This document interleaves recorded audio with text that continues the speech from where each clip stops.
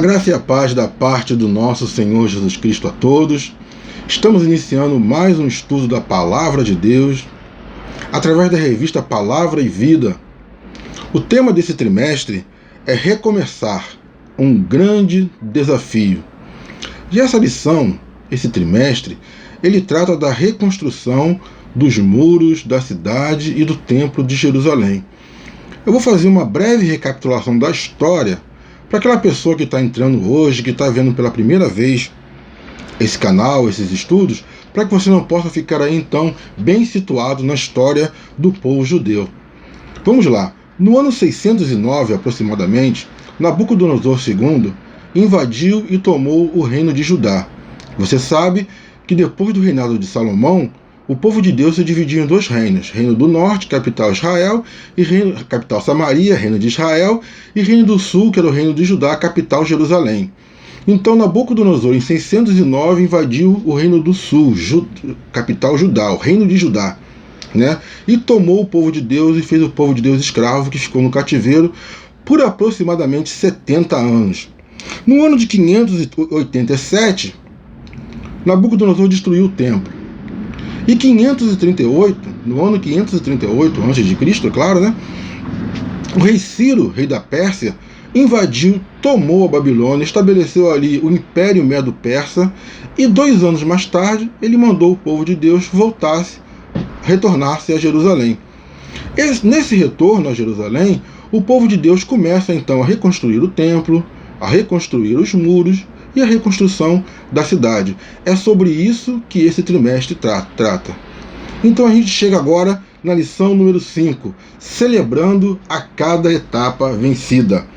O nosso texto está em Esdras, capítulo 6, de 13 a 16. Celebrando a cada etapa vencida. Vamos ler? Então Tatenai, o governador da além do rio, Sedar-Bozenai e seus companheiros assim fizeram, diligentemente conforme o que decretara o rei Dario. Versículo 14. E os anciãos dos judeus iam edificando e prosperando, pela profecia do profeta Ageu e de Zacarias, filho de Ido, e edificaram e terminaram a obra conforme ao mandado do Deus de Israel, e conforme ao decreto de Ciro e Dario, e de Artaxerxes, rei da Pérsia. E acabou-se esta casa no 3º dia do mês de Adar, no 6º ano do reinado do rei Dario. E os filhos de Israel, os sacerdotes, os levitas e os restantes do cativeiro fizeram a dedicação desta casa de Deus com alegria. Esdras 6, de 13 a 16. Como você viu aí no versículo 14, você encontrou aí 3 reis, Talvez isso tenha te chamado a atenção, você encontrar a menção de 3 reis num versículo só, num texto só da Bíblia. Então eu estou colocando agora aqui um quadro para explicar sobre cada rei, o que ele fez e qual foi a importância dele nessa história da reconstrução do muro. Ciro, o rei da Pérsia, tomou a Babilônia, onde o povo de Deus estava cativo, foi movido por Deus para deixar os exilados voltar a Jerusalém no tempo de Zorobabel. Esdras 1 a 5 até o versículo 12. Artaxerxes I, rei da Pérsia, nomeou Esdras para liderar um grupo de pessoas para retornar a Jerusalém. Dario, sucessor de Ciro, deu a ordem para reiniciar a reconstrução do templo. É claro que a importância e a biografia desses reis vai muito além do que está aí, mas por enquanto vamos ficar só por aqui para que a gente possa entender a importância deles nesse contexto histórico. Uma outra coisa que você deve ter achado interessante aí é esse decreto, Que decreto é esse? Lá no versículo 13. Então Tatenai, que era um governador, Setar-Bozenai e seus companheiros assim o fizeram, diligentemente conforme ao que decretara o rei Dario. Que decreto é esse? Para isso a gente precisa pegar a nossa Bíblia, deixar um pouquinho de lado a revista, pegar a nossa Bíblia e voltar no capítulo 6 de Esdras, lá no versículo 1. Esdras 6, versículo 1, diz aqui o decreto. Então o rei Dario editou um decreto e uma investigação foi feita na casa dos rolos e os tesouros, né, dos livros e dos tesouros eram depositados na Babilônia. E foi encontrado em Aquimetá, uma cidade, no palácio que está na província dos Medos, um livro, e nele estavam registrados, escrito assim: no primeiro ano do rei Ciro, o próprio rei Ciro fez um decreto acerca da casa de Deus em Jerusalém, que essa casa fosse edificada. Então, o próprio rei Dario fez uma investigação nos livros, na biblioteca lá em Acametá, e ele descobriu que o próprio Ciro tinha mandado, o próprio rei Ciro tinha mandado reconstruir a casa de Deus. E ele faz então o seguinte decreto: além disso, eu faço um decreto que qualquer um que alterar essa palavra, arranque-se uma estaca da sua casa, e sendo erguida, que ele seja pregado nela, e em sua casa seja feita uma pilha de estrume por causa disso. E Deus que fez habitar ali o seu nome, destrua todos os reis e os povos que estenderem sua mão para alterar ou destruir esta casa de Deus, a qual está em Jerusalém. Eu, Dario, faço esse decreto e que isso seja feito rapidamente. Então o próprio rei Dario, né, faz esse decreto para que a casa de Deus retornasse a construção da casa de Deus. E então, né, Tatenai, a gente vai agora sim, no versículo 13, Tatenai, o governador, Setar-Bozenai e seus companheiros vão diligentemente conforme o decreto do rei Dario. Eu imagino que agora os irmãos entenderam, né? Houve uma paralisação da construção do templo devido a reclamações das pessoas, né? As pessoas levam esse caso para o rei Dario.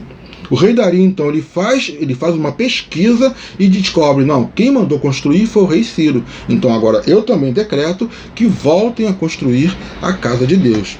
E assim nós estamos na lição número 5, celebrando a cada etapa. Mas por que celebrando a cada etapa?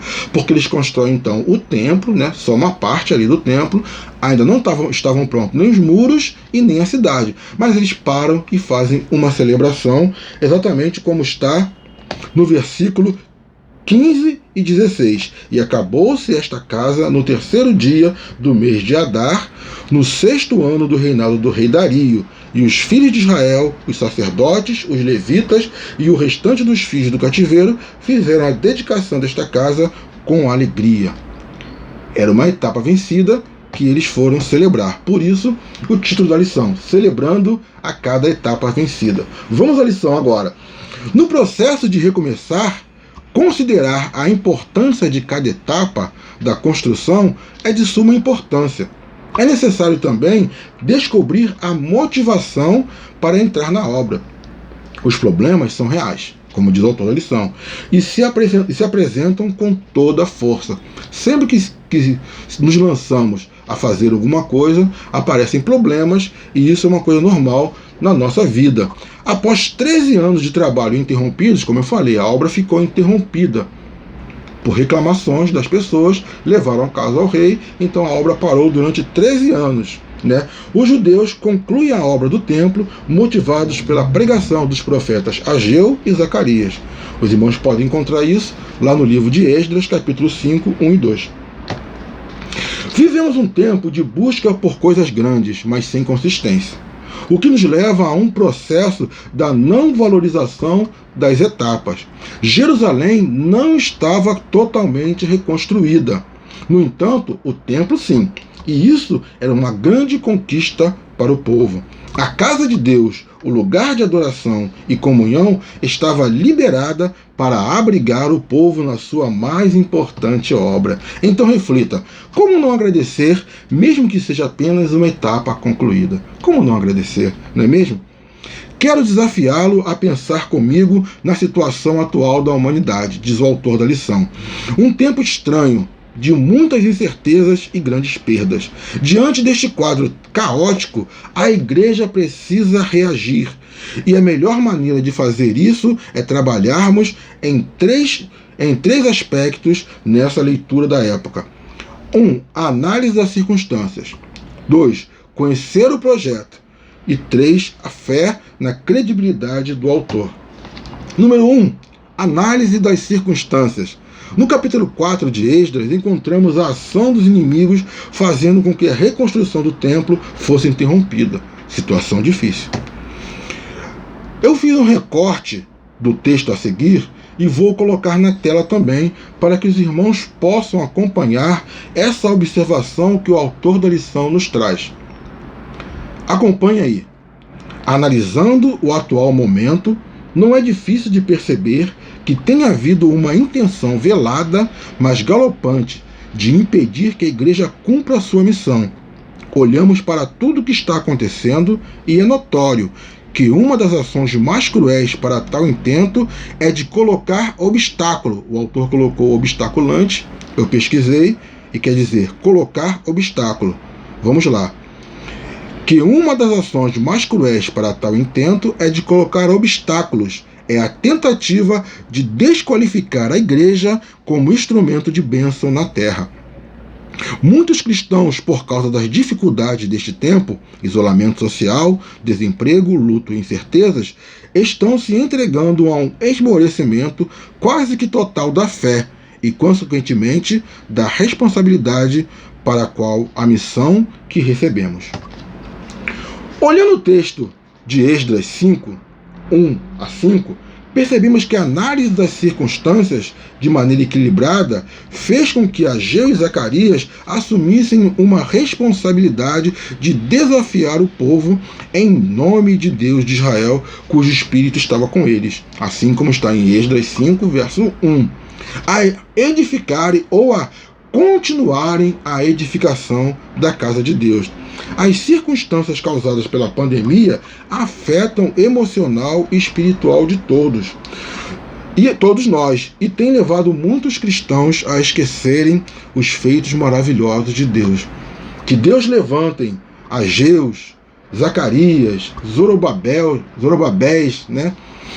E que nos lembre da importância do templo, né? Da importância da casa de Deus, da importância de reagirmos a essa situação em que estamos passando. É isso que o autor quer nos mostrar.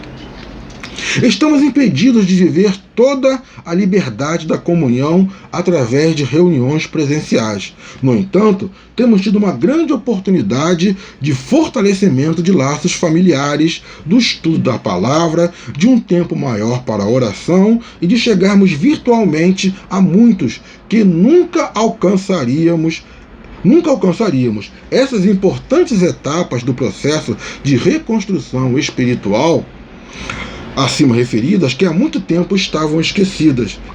Estamos tendo a oportunidade de reconstruir em nossas vidas e por isso, diz o autor, devemos celebrar.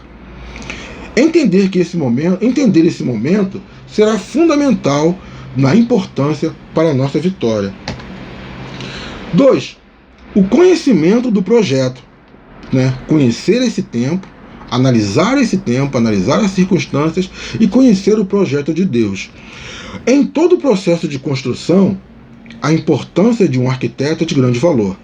Ele faz com que leigos vislumbrem o que está sendo sonhado e aquilo que está sendo realizado. Quando seguimos um projeto, mesmo que demore um pouco ou muito, nos alegramos diante de cada etapa concluída, pois já sabemos aquilo que está por vir. Aqueles que acompanham os projetos elaborados por arquitetos, essas coisas todas, podem ver a felicidade com que as famílias se alegram com a conclusão das etapas, em virtude de perceberem que o próximo desafio está ali bem diante dos olhos. Assim foi o povo de Israel.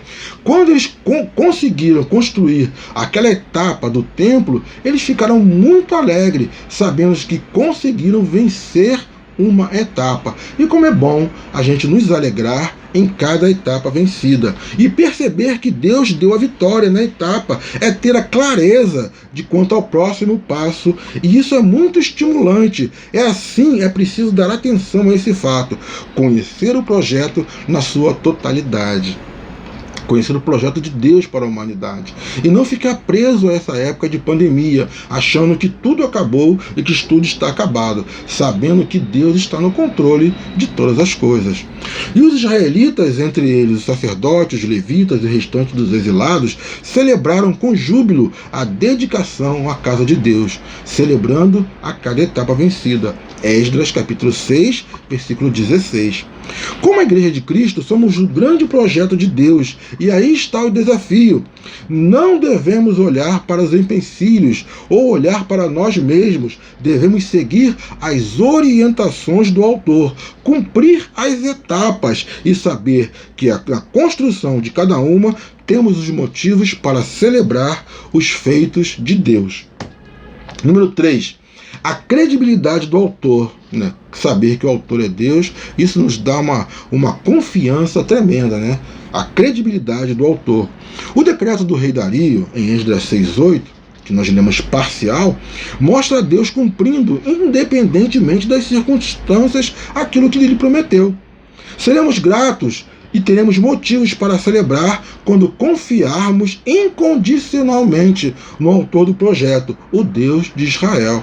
Né? Será que estamos confiando em Deus de maneira incondicional, sabendo que Ele tem o melhor para nós e sabendo que Ele sempre age em nosso favor, independente das circunstâncias?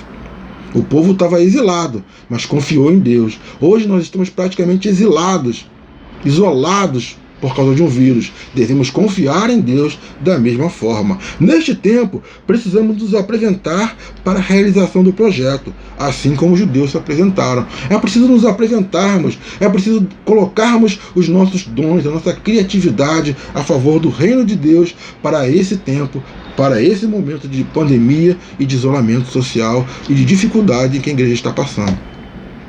Precisamos entender que a celebração é a manifestação pessoal daquilo que sinto e vejo Deus fazendo, antes de tudo na minha vida, e então recomeçar não será tão difícil quanto parece. Quando a gente parar para perceber o quanto Deus tem feito, como diz aquele hino, né? Quantas bênçãos, conta quantas são recebidas da divina mão, conta uma a uma, dizes de uma vez, você vai ficar surpreso quanto Deus já fez. Né? Se pararmos para examinar e contar as bênçãos, olha, não vai ser tão difícil quanto parece. Diante das adversidades, a igreja precisa estar de pé, atuante, criativa, aceitando os desafios e se aprimorando para esse novo tempo. Louvamos a Deus, porque estamos tendo a oportunidade de recomeçar. E isso é evidência da preservação da parte de Deus, que cuida de nós. Louvo a Deus por quê? Porque posso ver, mesmo em meio às adversidades, somos em Cristo muito mais do que vencedores. Louvo a Deus por saber que mesmo imperfeito, ainda assim Ele me ama, Ele cuida de mim, Ele cuida de você e nos usa como instrumento abençoados e abençoadores para esse tempo. Celebremos cada etapa vencida, pois sabemos que cada um faz parte do cumprimento da promessa do autor. E nele confiamos, pois já sabemos pela fé como a obra será concluída. Filipenses 1,6 diz assim: estou plenamente convicto que aquele que começou a boa obra em você e em mim há de concluí-la até o dia de Cristo. Esse versículo está em Filipenses 1, versículo 6. E essa versão é a Bíblia King James atualizada. Muitas vezes estamos tão preocupados com o dia de amanhã que não percebemos as bênçãos no dia de hoje. Celebremos a cada etapa vencida. Até aqui nos ajudou o Senhor. Muito obrigado por assistir esse vídeo até o final. Tenha um excelente domingo na presença do Senhor e até a próxima. Amém.